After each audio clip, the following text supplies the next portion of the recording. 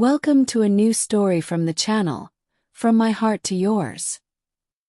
Today's story is The Lazy Man and the Sultan's Crown, an original story by the channel. Before we begin, don't forget to subscribe to the channel and enable notifications to stay updated with our latest content. Your support helps us continue providing more amazing stories. And now let's begin today's story. The Lazy Man and the Sultan's Crown. In the kingdom of Nouran, where green fields stretched far and grand palaces glistened under the sun, there lived a young man named Samar. He was well known in his village for his extreme laziness. He disliked work and avoided any effort, but he always insisted, "I am not lazy, I am a thinker. Why exhaust myself when I can find an easier way to get what I want?" The villagers mocked him and considered him useless, while he spent his days lying under trees, dreaming of wealth and glory without lifting a finger to achieve them. One day, the entire kingdom was shaken by shocking news.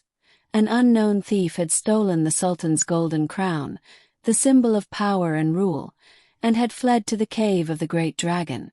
The Sultan's messenger announced before everyone, "Whoever retrieves the crown shall receive a great reward and will even become the heir to the throne." Knights from all over the kingdom gathered, armed with swords and shields, ready to face the dangers and the terrifying dragon guarding the cave. Everyone believed that strength, courage, and powerful weapons were the key to victory, except for Samar, who sat in his usual corner, calmly contemplating. He looked at the knights and yawned. "They will tire themselves out fighting while I will think. No need for effort when there's a shortcut." While the others were busy preparing for battle, Samar sneaked into the royal library and started searching through ancient books for a way to enter the cave without facing the dangers.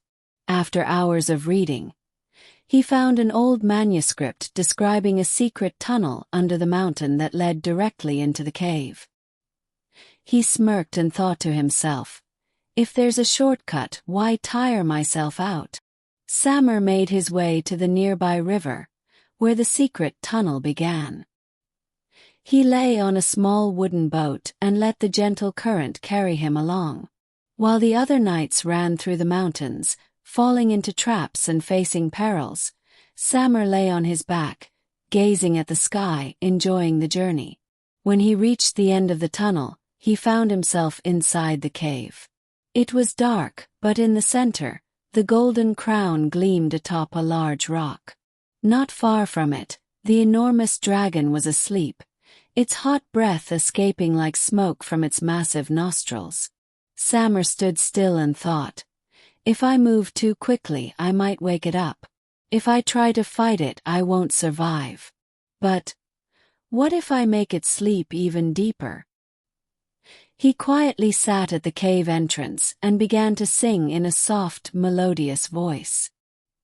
His tune was so soothing that the dragon, which had been sleeping lightly, drifted into a deeper slumber.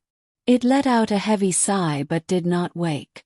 After waiting a while, and making sure the beast was completely asleep, Samar tiptoed forward, grabbed the crown, and retraced his steps. He lay back on his boat again, allowing the water to return him as easily as it had brought him. When he arrived at the palace, the Sultan and the people were gathered, eagerly awaiting the return of the knights, who were all either injured or exhausted. Suddenly, Samar appeared, walking calmly, carrying the crown in his hands. Everyone was shocked, and the Sultan, bewildered, asked, "How did you retrieve the crown? Where is your weapon? And where are your wounds?" Samar smiled and simply replied, "I didn't need to fight or use strength, just a little intelligence." Silence filled the air for a moment. Then the people erupted into applause and cheers. The young man whom everyone had considered lazy had achieved what the strongest knights could not. After a long pause, the Sultan finally spoke. "From this day forward, leadership shall not belong to the strongest alone, but also to the wisest. Samar shall be my new heir, for he has proven that wisdom is mightier than the sword. And so, Samar transformed from a scorned lazy man into a wise ruler, known for his intelligence and cleverness.